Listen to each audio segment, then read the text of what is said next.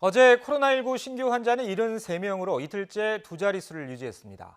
하지만 하루 만에 50명 위로 올라온 데다 거리두기 1단계 완화 뒤 첫 주말을 맞아 야외 활동도 늘어날 것으로 전망돼 안심할 수 없는 상황입니다. 김경우 서울백병원 가정의학과 교수 모시고 자세한 이야기 나눠보겠습니다. 안녕하세요. 네, 안녕하세요. 자, 교수님, 어제 하루 발생한 국내 신규 환자가 73명, 그 하루 전에는 47명이었고요. 이틀 연속 두 자릿수를 기록하긴 했는데 이 정도면 좀 안정세라고 봐야 되겠습니까?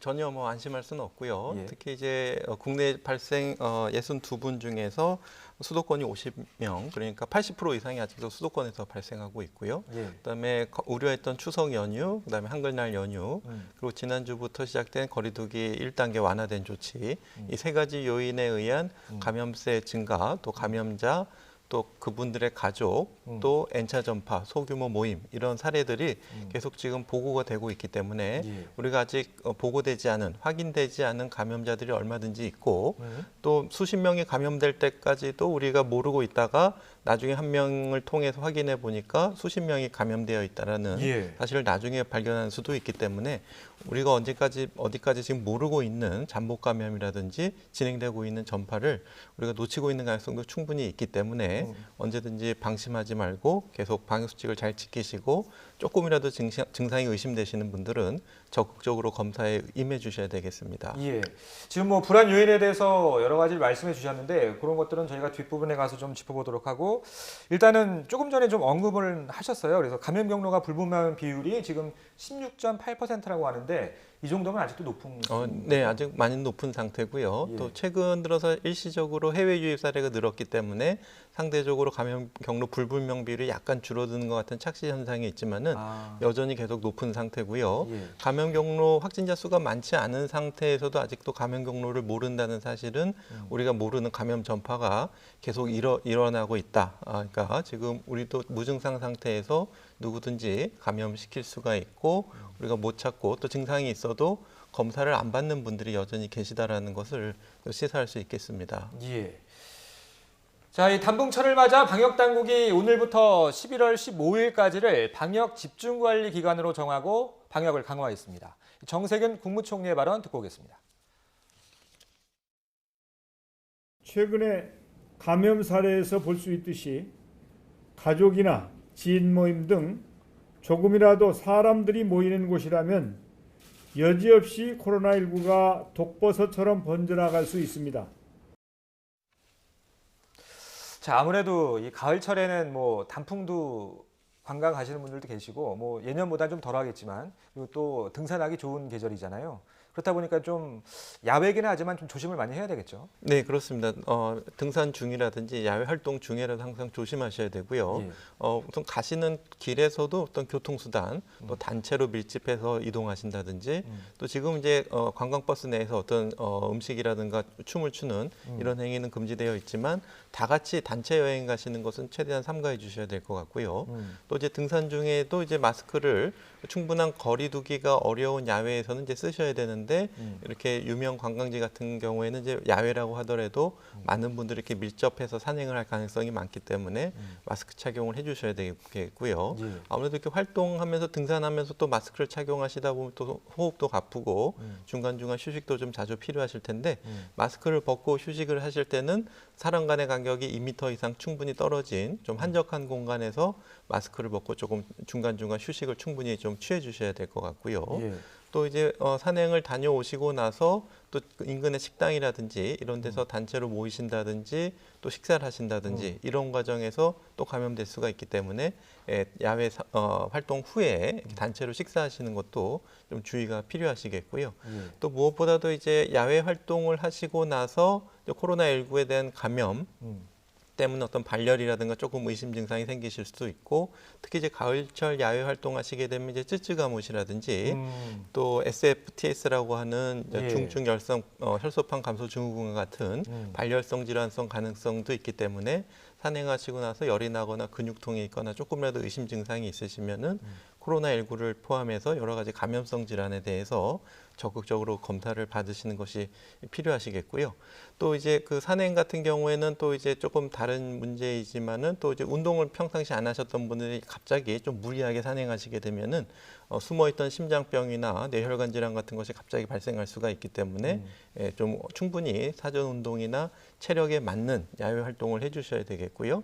또 낙상 사고도 굉장히 많습니다. 또 이제 너무 무거운 짐을 지신다든지 또 음주 후에 또 산행하시게 되면 특히 내려오실 때 중심을 잃고 또 낙상 사고도 많이 있기 때문에 안전한 야외 활동 같은 것도 코로나19와 주의에 더불어서 같이 좀 병행 유지해 주셔야 될 것 같고요.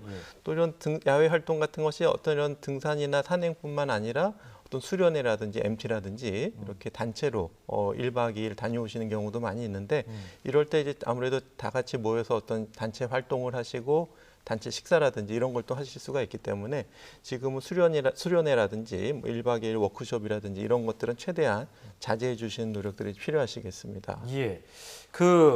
아마 등산도 마찬가지일 것 같긴 한데 운동하시는 분들이 항상 궁금해하시는 부분이 조깅을 한다든가 등산을 할 때 마스크를 요즘 뭐 꼭 써야 되잖아요. 그 건강에 위험할 수도 있다 이렇게 지적하시는 분도 있더군요. 사실입니까? 그래서 호흡 곤란이 있으시고 충분한 마스크를 착용하실 때 충분한 산소 공급이 안 되시는 분들 같은 경우에는 마스크를 착용하신 상태에서 무리한 신체 활동을 하시게 되면은 부담이 될 수가 있기 때문에 다니시는 그 담당 주치의 선생님하고 상의를 하시고 특히 호흡기 질환이나 심장 질환이 있으신 분들은 마스크를 착용하신 상태에서 무리한 활동을 하시는 것을 좀 자제해 주셔야 될 것 같고요. 그러기 위해서는 이제 마스크를 착용하시게 되면은 가벼운 활동 정도를 유지하신다든지 아니면 마스크를 벗고 활동하신다면 사람이 없는 좀 한적한 야외에서 활동을 하신다든지 이런 주의 노력이 필요하시겠고 사람이 많은 데서 마스크를 쓰고 무리한 신체 활동을 하시는 야외 활동은 최대한 좀 자제해 주셔야 되겠습니다. 네, 거리두기가 1단계로 내려가자마자 보수단체가 광화문 광장 부근에서 1000명 규모 야외 예배와 집회를 신고했습니다. 관련 발언 잠깐 듣고 오겠습니다.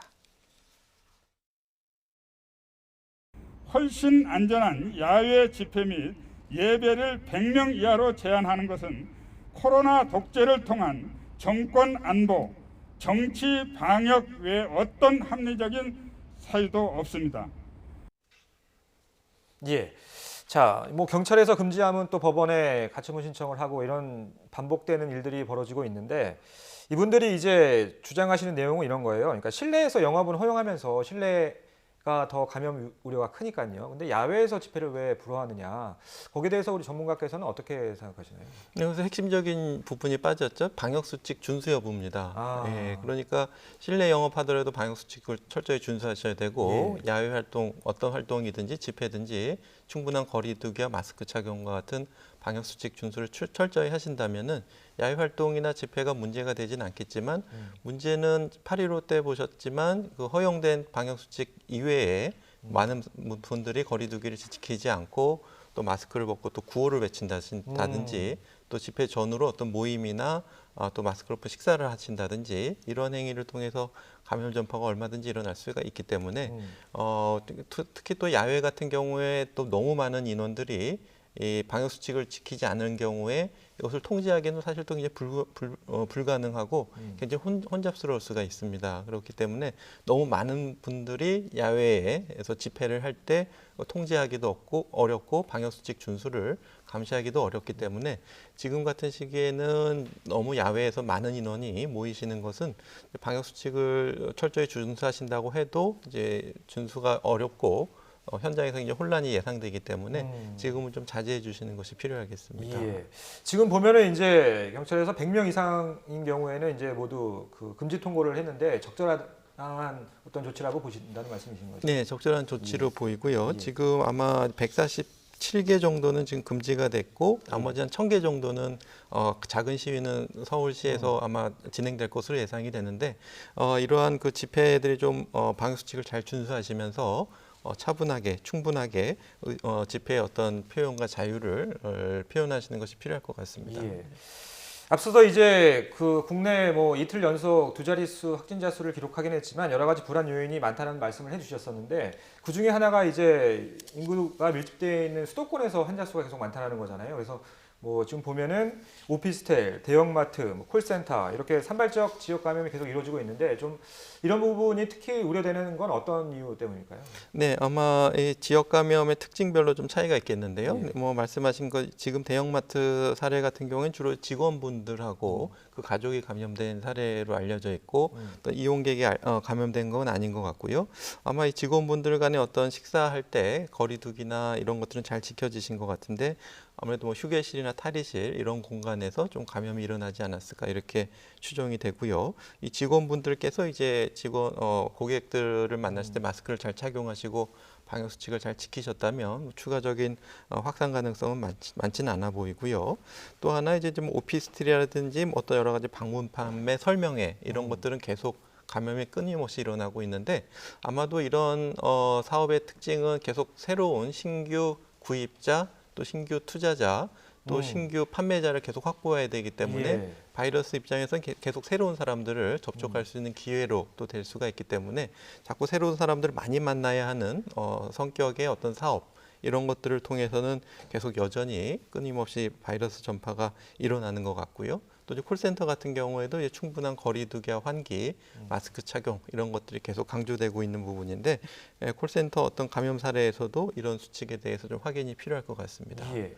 그리고 또 최근에 나왔던 그 뉴스 중에서 뭐 홀덤 펍이라고도 하고 카지노 바라고 얘기도 한다고 하는데 인천에 있는 그 뭐 카드 게임도 하면서 술도 마실 수 있는 그런 가게에서 이 곳곳에서 바이러스가 검출이 됐다고 하더라고요. 그래서 뭐 카드, 칩, 테이블, 화장실 손잡이, 에어컨 필터 굉장히 좀 밀폐돼 있고 어떤 그 사업 그 장 특성이 좀 반영된 결과라고 봐야 되겠죠. 네, 지금 말씀하신 것처럼 어떤 바이러스 전파의 위험한 요인들을 여러 가지 가지고 있는 것 같은데요. 특히 이제 밀폐되어 있을 가능성, 충분한 환기가 안 되고 그렇기 때문에 어떤 에어컨 필터에서 또 필터가 거르는 기능이 우리가 헤파 필터라고 해서 충분히 효과적이지 않다든지 또 실외 공기와 충분한 환기가 효과적으로 되지 않으면 계속 바이러스가 실내에서 재순환되고 바이러스가 더 많이 퍼질 수가 있기 때문에 밀폐된 공간은 감염 전파에 굉장히 취약한 환경이 될 수가 있겠고요.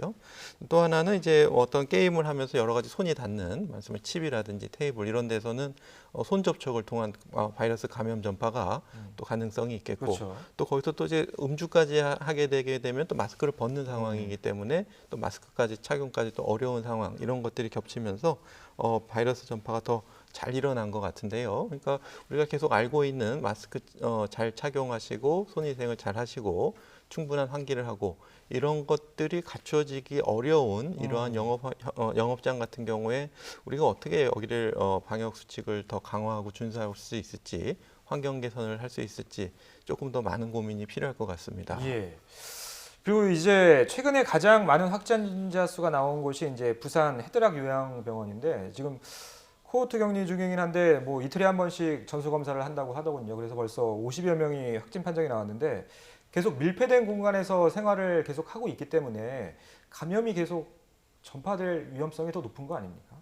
네, 일단은 확진자 지표 환자가 확인되기 전까지 아마 충분히 바이러스가 전파된 상태에서 예. 지금 잠복기에 계신 분들이 추가적으로 양성으로 확인되는 과정이 하나가 있을 수가 있겠고요. 예. 또 지금 코호트 격리 중이긴 한데 격리 되신 분 중에는 바이러스에 노출되신 분도 있고 안 되신 분도 있을 텐데 이분들 간의 이제 교차 감염을 지금 충분히 차단되고 있는지 같은 건 확인이 필요할 텐데 아마도 이제 중간에 격벽을 설치한다든지 분산 환자분들을 분산해서 수용하신다든지 그리고 이분을 돌보실 때 충분한 방역 수칙을 잘 준수하시면서 마스크 착용과 손위생 이런 것들을 하시게 되면은 아마 그 격리 기간 중에 이제 교차 감염 위험성을 좀 최대한 줄일 수 있을 것 같은데 워낙 이전에 노출되시고 나서 잠복기에 있는 분들이 양성으로 전환되는 시기이기 때문에 확진자는 계속 나올 가능성이 높아 보입니다. 예.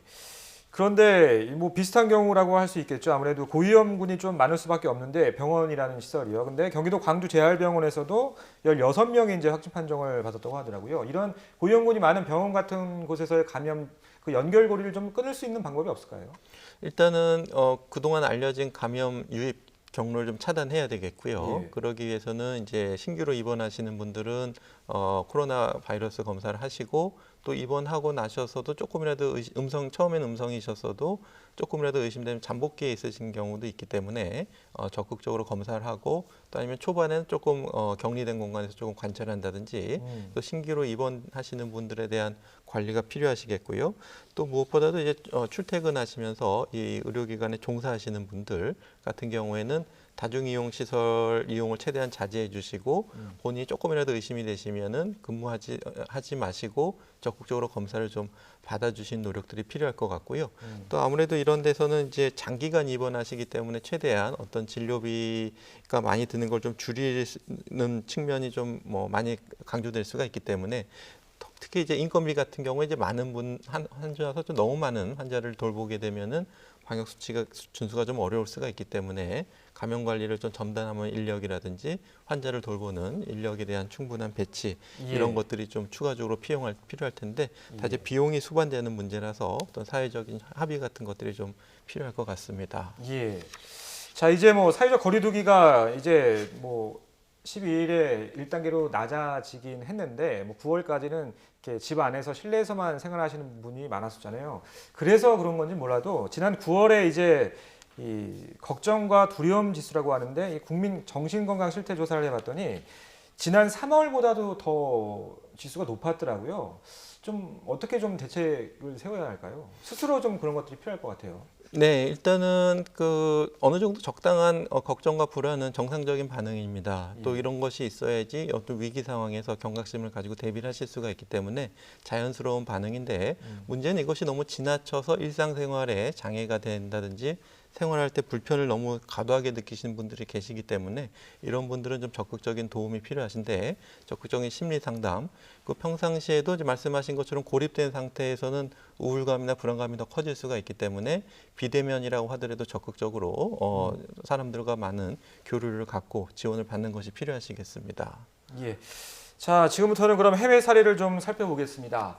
한 달 사이 확진자 수가 100만 명 늘어난 미국에서는 다음 달 코로나19 백신에 대한 긴급 사용 승인이 이루어질 것으로 전망되는데요.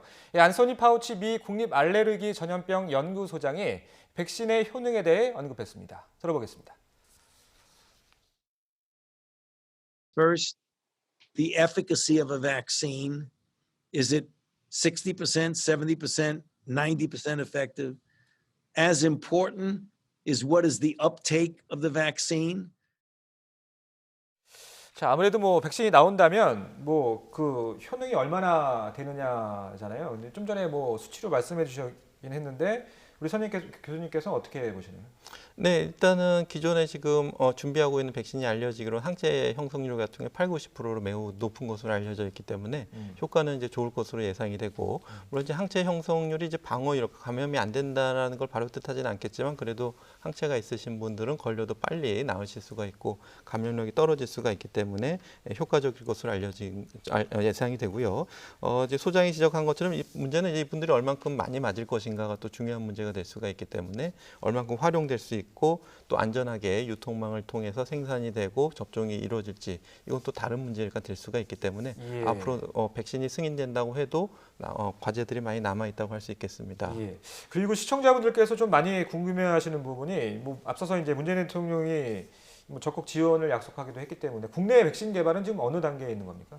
네, 아직은 좀 초보적인 단계라고 할 수가 있겠고요. 특히 백신 같은 경우에 이제 1단계, 그리고 치료제 같은 경우에도 임상 2단계인데, 일단은 주요 선진국에 비해서 좀 많이 떨어져 있지만, 보통은 이제 주요 선진국에서 효과적이고 비용이 싼 치료제나 백신이 나오게 되면은 국내 개발이 중단되는 사례들이 계속 있기 때문에, 그럼에도 불구하고 한번 끝까지 해보는 것이 이제 향후 신종 감염병에 대비할 수 있는 우리 자체만의 어떤 기술과 노하우를 축적할 수 있는 기회가 될 수가 있기 때문에, 이번 기회를 통해서 끝까지 실패를 하더라도 지원을 하시겠다는 약속이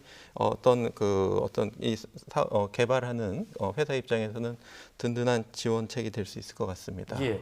자, 끝으로 지금 뭐 최근에 또 관심이 많이 가는 부분이 이 렘데시비르 트럼프 대통령이 치료제로 투약받기로 했는데 효능이 없다 이런 연구 결과가 나왔어요. 어떻게 보시나요? 네, 그동안에 렘데시비르는 효과가 제한된 대상군에 대해서 제한적인 효과가 있는 것으로 증명이 됐기 때문에 다만 이번에 세계보건기구에서 발표한 연구는 30개 국가에서 400개 병원을 대상으로 한 실험이 되겠고 그만큼 대상군별로 충분한 분류가 되어 있지 않기 때문에 이번 WHO 연구 가지고 이렇게 효과가 없다고 하기는 어렵고요. 아마 이제 제한된 효과는 있는 것으로 증명이 됐기 때문에 현재 치료 지침이 크게 바뀔 필요는 없을 것 같습니다. 네, 알겠습니다. 네, 지금까지 김경우 서울백병원 가정의학과 교수와 함께 코로나19 상황 짚어봤습니다. 고맙습니다. 네, 감사합니다.